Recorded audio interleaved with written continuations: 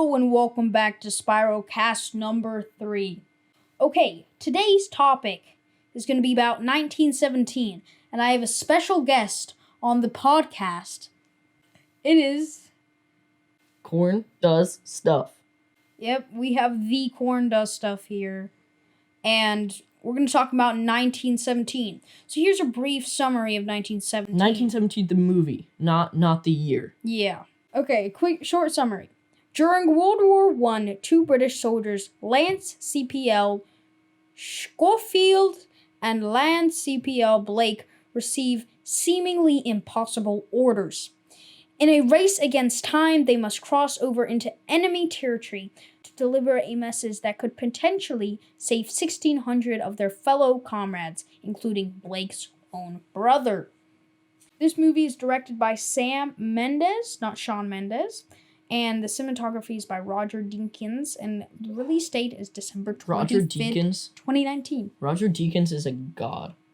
So let me just pull up what other films he's done.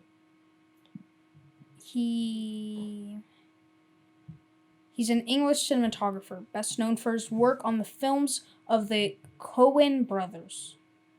Okay, so basically, he made a lot of really popular movies. So basically, he did the cinematography for Blade Runner 2049, The Shawshank Redemption, which is a super popular movie, No Country for Old Men, Skyfall, and recently 1917. He also has done a few other less popular movies. Yeah. So he was born May 24th, 1949, so he's lived through a long time of the filmmaking industry stuff. Yes. So, 1917. So, it seems like it's just a normal war movie. People are trying to deliver a message across enemy territory to stop an attack. But this is much more in-depth of a film than just that. It's a lot more immersive for one reason. It is a one-shot film.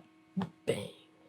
It's not exactly a one-shot film. By one shot, it means there was going to be a lot of hidden cuts and seamless transitions to mostly hide when it's going from location to location, and it's always going to focus on the main characters. Yeah. So, in the entire film, the main characters never leave the frame.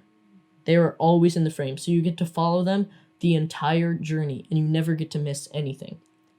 It's a lot different than Star Wars. Like, you get a perspective of Darth Vader's point of view, in a way, and then the Rebel Alliance, but here it's only on the practically good guys and the 2 main characters. Yes. It never goes off of them. You never see the perspective of the other side, which makes it like you're so scared you don't know what's going to come next. You're in this with them because you cannot leave. You can't see something else. You can't just cut to like a window or something. You're just following them step by step through the journey. Very immersive. Yeah. So to the average viewers, or just to any viewers, it will look like the camera never cuts a single time. When they were making the set for the movie, they had to literally dig trenches and like build...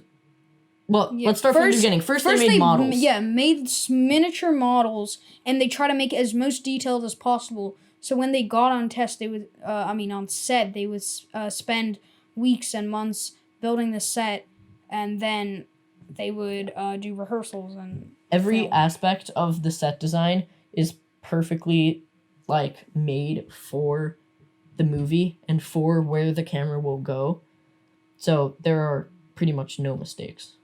Yes, and Sam Mendes, I was watching a featurette of this, and I believe he said that he came up with this idea at a very young age, and it's been with him for a very long time, and now he finally gets to pull it off. Some short things that critics said were Tara McNara from Common Sense Media said that about 15 minutes into this movie, it dawns on you that this is something uniquely brilliant. By the end, it's clear that Sam Mendes has made one of the best films of 2019. Yes, and it has 90% Rotten Tomatoes and has an audience score of 94%. So overall, It's a really good movie.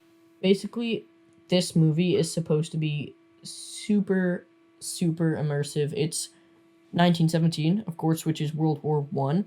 And so a lot of the effects were visual effects and not, or practical effects, I should say, and not special effects like done in post production. So this just gives it all just a really like realistic feel. Yeah, and none of the sets and locations are repeated. It's showing that they're always moving through location to location, showing and being more immersive by showing that they're actually going from place to place. Yeah. So the point of this film is that people say that when you're watching it, you sort of forget that you're watching a movie and you just fall into the world of the characters and what they're experiencing. Okay, that's all for Spyrul Cast number 3. The next Spyrul Cast is going to be epic, where we will talk about a new short film coming up called Memory.